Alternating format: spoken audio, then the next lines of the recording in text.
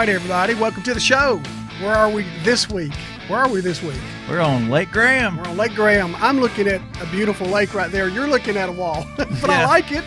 This is a concessionaire at Lake Graham. Lake Graham is over in Jackson, Tennessee. We're going to talk about Lake Graham a little today, a lot in a future show. What we've got today is Jason Harmon, of course, right here. Good to be here, Doug. I'm Doug Markham. This is Tennessee Wildcast, TWRA's podcast. Trying to make it grow. Won't you tell your friends about it? Right here with us is Tim Broadbent. Tim's been with the agency for as long as I have. For a while yet, but Tim's done a great job through the years. He's was a reservoir biologist, still a biologist, but now you're the manager 4 over here, which means you're over all of your whole kingdom now is all of Region 1, right? Yes. The western portion of the state. Yeah, streams, reservoirs, lakes, hatcheries, everything you have to do with fish. All right. Well, we're going to talk a lot to Tim today about that. We drove to Jackson to be here and set up right here. We appreciate the concession manager for letting us set up right here. We're going to do a couple shows. We're going to do one today about the big waters over in West Tennessee, about some of the issues that Tim is facing right now over there. Some of you crappie fishermen will want to hear it because we're going to talk about some issues on that and some Asian carp issues and a bunch of stuff. We don't have a lot of current events today. Jason, unless you got an item or two you want to throw out there? No, just continue being safe on the water. It's boating season right now. Wear those life jackets. 4th of July coming up. Probably the biggest day of the year is going to be 4th of July. And we've had a pretty good year so far. We've had a few accidents. The ones that I can remember, the 4 or 5, there was no life jackets being worn in any of the incident, and all of those folks would be alive if there had been. So wear that life jacket. Yep.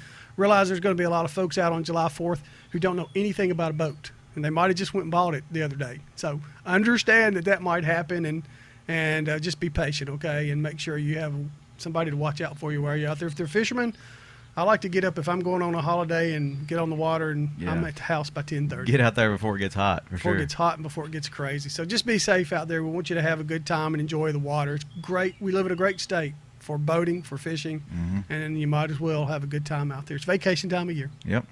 So, all right. You might have a lot of people renting boats too, renting pontoons on different lakes. So people are not as experienced maybe as they should be. It does. I mean, you get experience by going, right? But sometimes they start on some of the busiest days of the year. they start learning. Just you hunters out there, just want to remind you, we got all our hunting seasons listed out on the website right now at tnwildlife.org. You might be watching our show through there, but if you want to just see a one-page summary of the seasons, it's out there on the slider that goes across the website, across the top of it, along with some really good videos and some other information that will make you more knowledgeable. Well, and the quota draw. Quota draw. Get your quota applications in. Yeah, get them in. Deer hunting and even elk hunting. There's 11 permits available this year. You might be lucky. I think one of them's going to be auctioned off, and one of them's for youth. Yeah. So that leaves about 9 of them out there for a lot more opportunity for those elk hunters. That is. Okay. It's pretty crazy. All right. Let's get with Tim. Tim, we appreciate you being with us today. My pleasure. Tim's been on with me back in my radio days a time or two and always did a great job, Tim. But you have a hard job. You have a job and have for a long time. You started in the late 80s for TWRA. Yes. And you started on the water. Going to end your career more or less on the water, right? I hope so. You hope so. All right. Well, Tim was how long were you just the reservoir biologist? Well, since 95, when John Condor retired, I became the full-time reservoir biologist on Kentucky, Barkley, Pickwick. And those are reservoirs, of course, and there's Reelfoot Lake, which is a natural lake. Okay. What does it mean to be a reservoir biologist? Basically, it means you collect data. You collect data and then you determine what management strategy will best benefit the fishery. So that's, in a nutshell, that's what we do. Okay. And do you have a crew that goes out with you? You have technicians? Absolutely. I've got a crew of 24 people now. We got some of them split over at hatcheries and small lakes, or with state lakes like Lake Graham. And we also got 11 guys who do reservoir stuff. We got 3 crew clerks, actually 2 crew clerks on Tennessee River, and then 1 at Reelfoot Lake. And then you have technicians, and I have a manager 2, a biologist 2, who help me. We have the lake divided into sections, and they're responsible for that section and collect data. I have a fantastic crew, very dependable, very professional. They care about their job, and they enjoy what they do. All right. And what is their job, Tim? What is your job? What was your job? Now you're the manager 4, which means, as you said, you've got a lot more responsibility even than what you had before. But what do? They electrofish? They net? What is it that we do? We do every possible collecting technique that we can. We collect water quality parameters on our reservoirs in Reelfoot Lake. We do aquatic vegetation surveys in addition to the electrofishing, the trap netting, and we also just kind of get an idea of what type of habitats we have on the reservoir and how it's declining or increasing, and we deal with water levels quite a bit.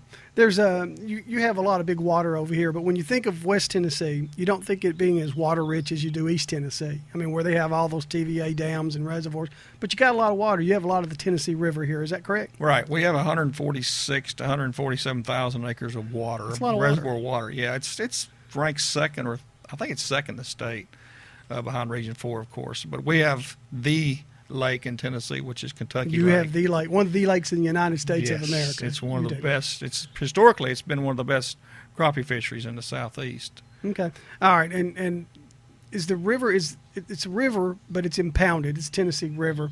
Does that? I want to get in detail a lot about Kentucky Lake, but is the river system like that? Does it help make for a better fishery than just maybe a smaller river that's impounded?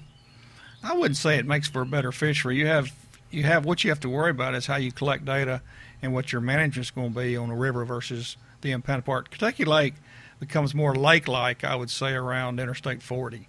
You get more of the wide area spread out. Now, south of that, it's more riverine, and the fishery changes in the lake-like area.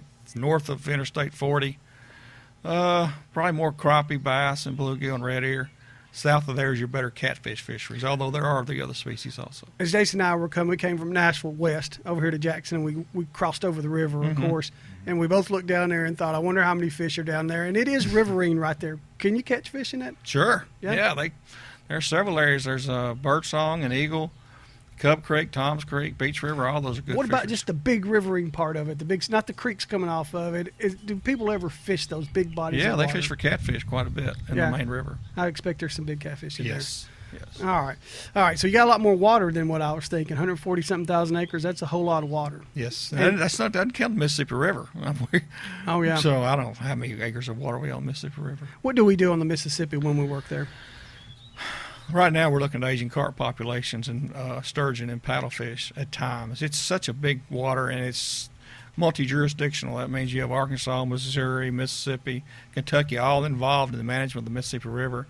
And it's tough to do a management strategy, which would be a size limit, creel limits, or monitor commercial fisheries on those waters because there's so many states involved. We're trying to make those regulations more uniform, and we're making progress. It's a difficult thing to do. Is the Mississippi River a great big highway for Asian carp or for any invasive species, period? Yes, it's prime. That's where all our Asian carp in Kentucky Reservoir are probably coming from the Mississippi River, migrating up the Ohio, from the Ohio into the Tennessee and Cumberland rivers and through the locks into the river, or into the lake.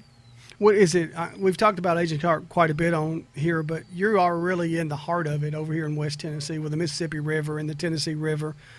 Where do you rank it on the scale of your concerns through the years? Number one. Number one, and why is that? It'll be number one over the next, probably at least till I retire for sure, and probably beyond that.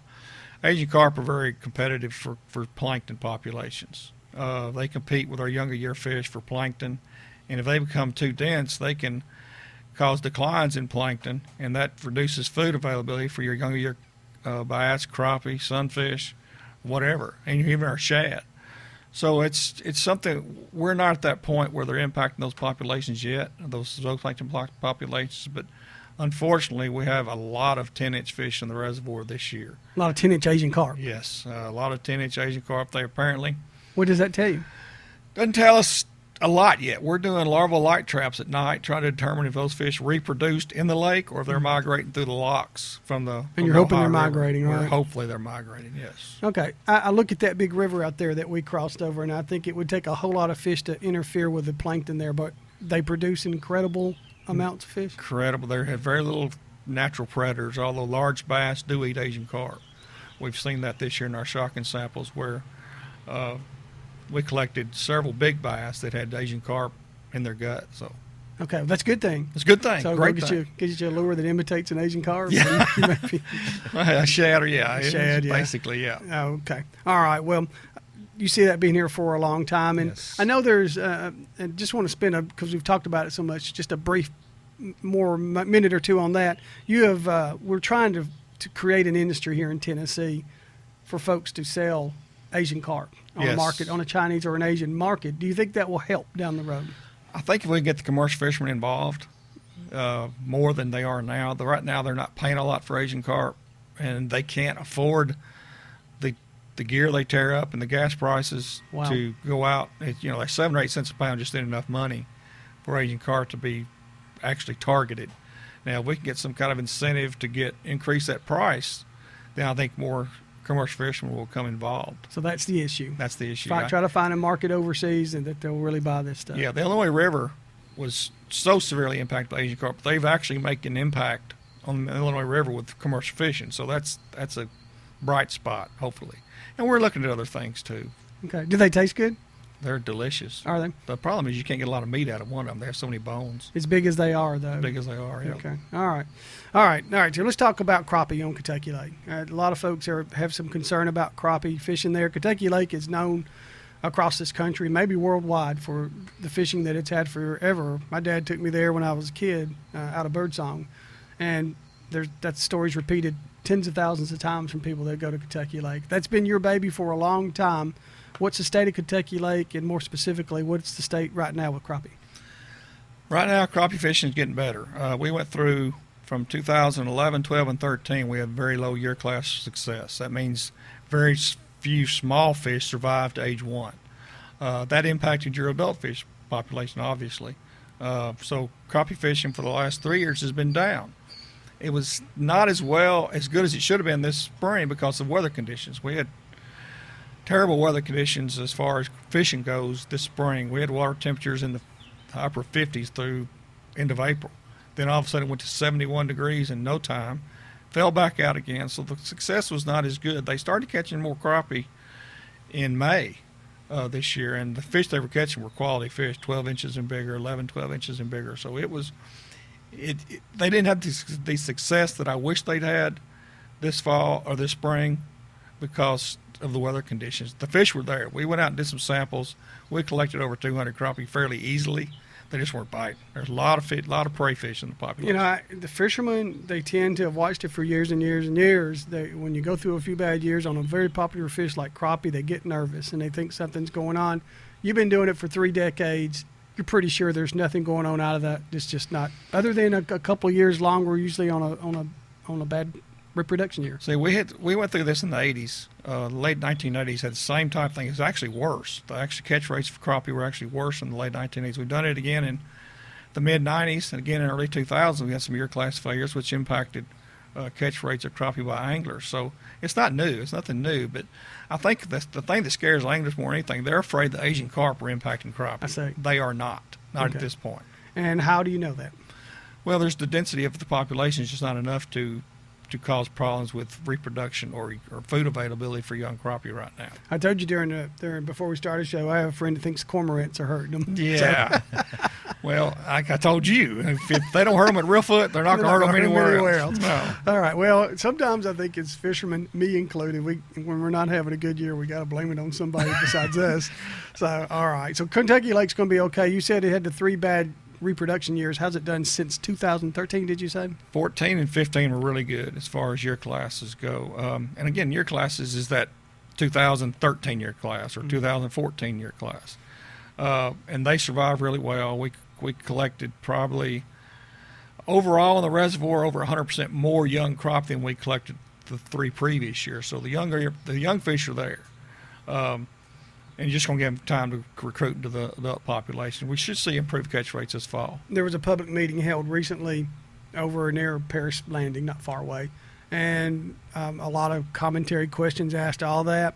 What did you feel like was going to be the result of that meeting? Do you're not a commissioner, and I don't want to put you in that position, but do you think there's going to be changes made, or is there a good chance there will be, and what do you think they could be? Unless that's putting you too much of it. I don't want to give anybody any ideas. I think the commission wants to do something. Yeah. They've heard so many complaints from anglers. They feel like they have to make some kind of change. Now, any change they make at this point is not going to impact the population. It's not going to help anything. And as an agency, we like to make recommendations which are positive, that we're going to see an impact on the population. And a reduced creel only 17% of the anglers, I think, harvested more than 20 crappie in over an 8-year period. So it's the guys that are out there all the time that know where the crappie are, that most of the time, seriously know most of the time that they do their limits because they stay on top of the fish, right? Yeah, the rest of us that go on the weekends, we're not a big danger. I've got guys that are pretty close friends. Several officers of mine are close friends, and they go up there and they're wondering what the big hullaboo is. They catch 25 or 30 crappie every time they go, and I have a good friend out of McKenzie who, he's like, I'm doing fine. I don't know what the deal is, so. Okay, just give it time. Everything will be okay. Yeah. What else is on Kentucky Lake? What would you travel for to catch on Kentucky Lake? You wouldn't mind coming down from Indiana to fish for? Bass fishing's been incredible the last 10 years. We've had so many good year classes, and that has a lot to do with the vegetation of the lake. It has something to do with recruitment, obviously. Are y'all spraying TWRA? Thank you, Doug. I'm glad you brought that up. TWRA does not spray nor control water levels. Okay. So. All right. No, so bass fishing is really good, and I think red ear fishing is going to be pretty good over the next couple of years. Yeah, I love the red ear. Didn't get after them this year like I wanted to, but you told me Kentucky Lake's a good red ear place. Red ear fishing and catfish. I remember back in the late 1980s when crappie was down and bass was not real good. Actually, catfish was the most sought species on the lake, which is very unusual. They were like over 50% of the people were actually seeking catfish when crappie and bass were less abundant. So, well, that sounds smart to me. Catfish, go out there and, yeah. You want to catch something, right? Right. Go out there and get that rod to bend over, Jason. Anyway. All right. What other lakes, Tim? I know the bass fishing's great on Kentucky Lake because they do tournaments there all the time. That's an indication of when the big tournaments come in. You have two or three other big lakes, though. You got Pickwick and Barkley. Barkley's a jewel of a lake. It is. It's a hidden gem. A lot of people, they bypass it coming from Nashville or Clarksville and go to Kentucky. If I was them, I'd stop there at Dyer Creek and fish for crappie and bass, and anywhere from probably Dover Island north to the state line is really good fishing. Why do you think they do that? Because it's more riverine looking, maybe? Or is it? I think it's just because Kentucky's got the reputation, and they have had historically they've had more success on Kentucky. But is there much difference in the two lakes? I mean, they're getting relatively close together, but is there a big temperature or gradient difference in the lake? Usually, water levels are within a tenth of a foot as far as drawdowns go. Temperatures are very close. You do have the impacts of the Cumberland steam plant. Yeah, and it's the Cumberland River. Right. Right. You should say that. It's not the Tennessee River. Right. The impacts from the steam plant, are they more good or bad? Usually no effect. We did have that when they were doing that work on Delhala and Cumberland dams. We had impacts of hot water, really warm water that impacted water temperatures as far as north as. And you got to remember, Kentucky and Barkley both flow north. Sometimes that confuses people. Yeah.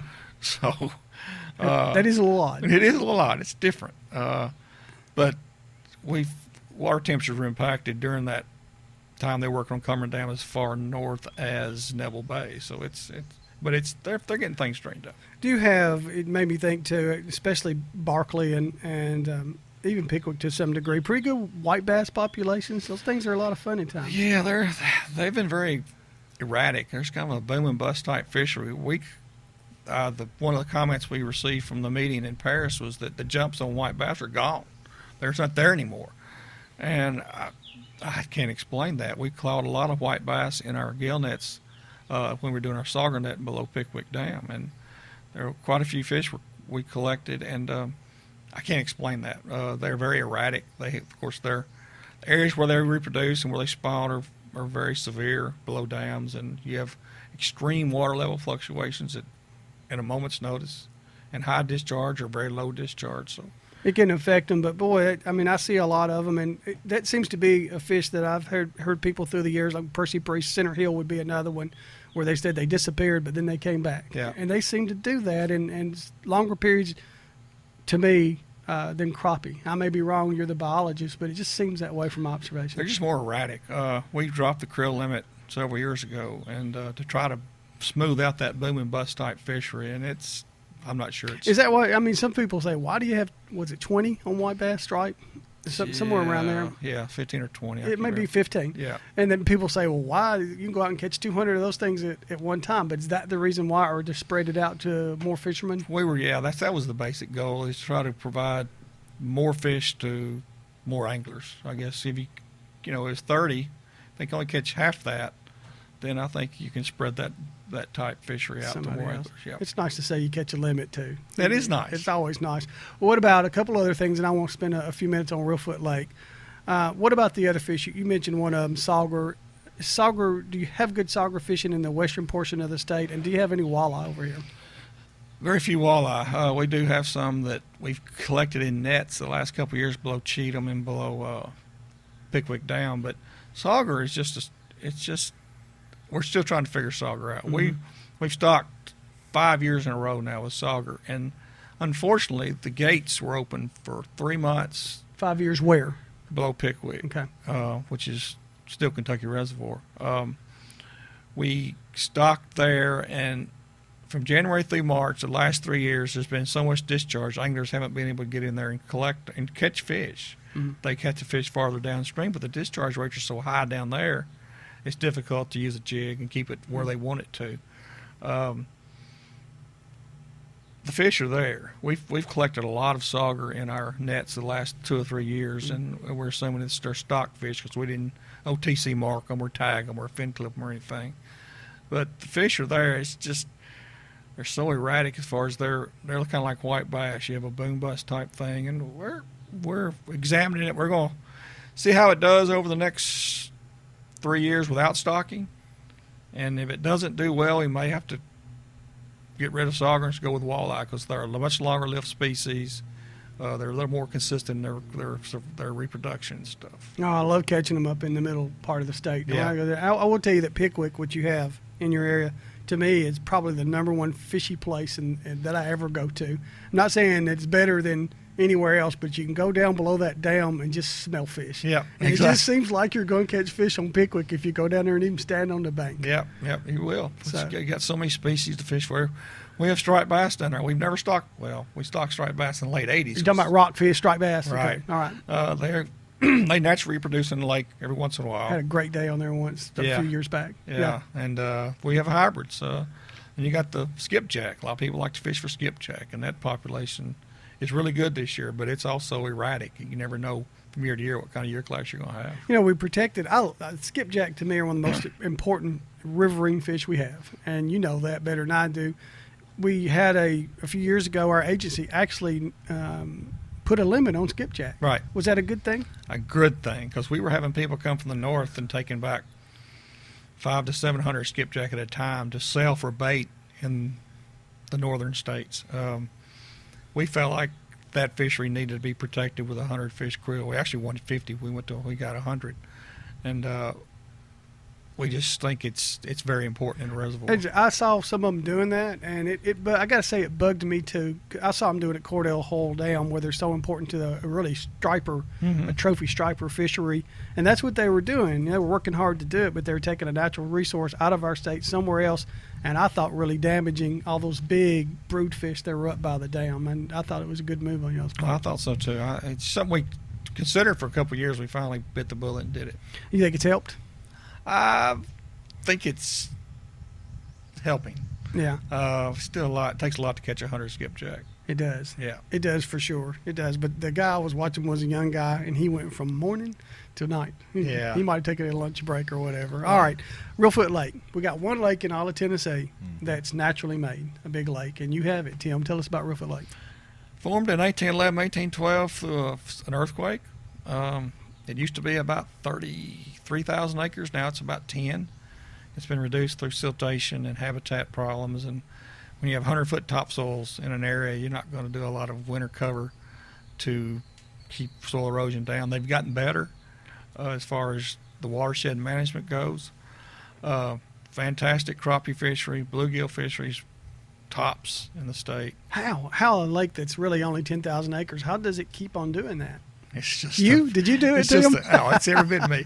It's a fish factory. It's just we call Reelfoot Lake the crappie factory of Tennessee because it seems like every year they produce crappie. Now we've had a problem up there too the last 3 years with 4-year classes, but that was caused, we think, from the extremely low water levels when they built that new spillway up there, the new dam. So, but we've got 4 really good year classes in the population up there now. The fish, I used to go as a really young guy up there, and I never got good at it. I would catch crappie, but I'd catch them all 6-8 inches. But the good fishermen up there catch big crappie, right? Well, up to about 1987, which is when I started. Yeah. The average weight was I told you did it. The fish were about a quarter per pound. That was the average weight. Yeah. But after that, the silverside population was returned in good numbers. That bait fish. Bait fish. Okay. It's a pin minnow. A lot of people call it pin minnows. That's what we call them. Yeah. And when they started returning, their populations got better. Average weight up there is over 6 or 7 tenths of a pound, I believe, right now. Okay, It's that's been that back way. when I went. Back then is when Yeah. I would go and we'd catch it. And we'd have a good time, but we didn't catch those big fish that we would see people catching later. It also was the first lake I ever saw that had yellow bass in it. Did they come out of the Mississippi River? First that I saw. Probably, yeah, that's probably right. We have, of course, they're in Kentucky Lake and Barkley, and also they're kind of a nuisance to a lot of people, but I know a lot of people like to eat them too. Oh, I got some friends that love eating those things. Yeah. Specifically target them. We got one that works with us named Frank Fiss. He goes, that's what he does. He goes yellow bass fishing in the spring. That sounds like a Frank Fiss fish. It is. He didn't eat anything any more than that anyway. So Reelfoot's good crappie. Like, what about the bluegill? And even what about the bass? Bass is high quality. There's not the numbers are not real high, but when you catch one, it's usually a good fish. It's really hard to fish. There's too many places for them to hide. Too much cover, and you really have to. I've got one of my technicians lives up there, and he's one of the best up there as far as fishing goes. And he loves to fish for bass. All he does is throw a jig, and that's all he does. No matter what time of year it is, he throws a jig and does good. Fishes those cypress knees, I bet. Yeah, knees, low logs. If they can find an old log, they tend to inhabit those. And bluegill, it's the average weight of bluegill has always been the top 2 or 3 in the weight in the state, and catch rates are really high. We had, again, because of the water level fluctuations back in 10 through 13, populations declined a bit, but now they're back to. They had a really good year this year as far as bluegill goes. Okay, so we're still going there. And it seems to me that when you go to that lake, they sell a specific kind of hairfly. I can't think of it right now over there, but it's like A grizzly?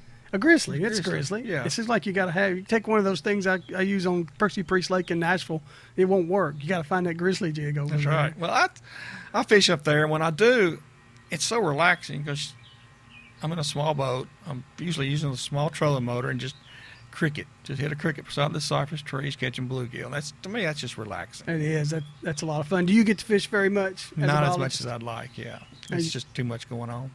Can you still like fishing after holding thousands upon thousands upon thousands of them? Yeah, I enjoy it. I don't do a lot of bass fishing. Usually it's bluegill at Reelfoot's and red here on Kentucky Lake. I guess I need to ask you too, Tim. I don't know how much time we got left. I didn't start my phone. We got a little while. I got about 2 minutes left. Okay. I guess I need to ask you too about Florida largemouth. Any of them in West Tennessee?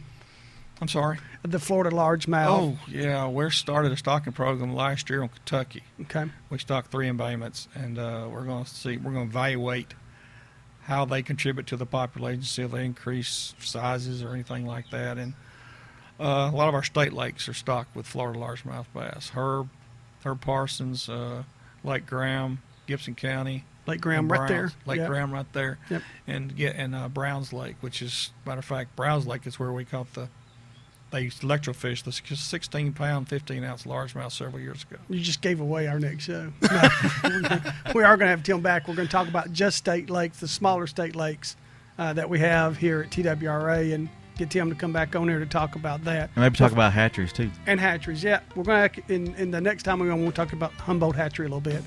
I don't know. I think I've been there once, so I'd like to hear what you've got to say about that. But Florida largemouth bass, too early to say how good they're doing. Right. But it's going to be a 10-year project. Okay. All right. Well, Tim, I really enjoyed you being here. Thank you. I think you did. You always done a great job. You've always been cordial to us anytime we wanted to get information, and we appreciate that a lot. That's all you, Doug. I mean, it's all Jason. It's all Jason. All right, Jason. Hey, you can find us on tmwildlife.org. The past shows are there, and all the future shows will be there, and you can see everything right there. Listen to it. And I want to remind you, watch our Facebook page a lot too. We got great stuff out on the Facebook, and we put videos out there all the time. A lot of information. It's easy to find. Okay, just all the information you want about our agency. We'll hear that stuff, but we don't know what y'all are doing. We'll see you next week. See y'all later.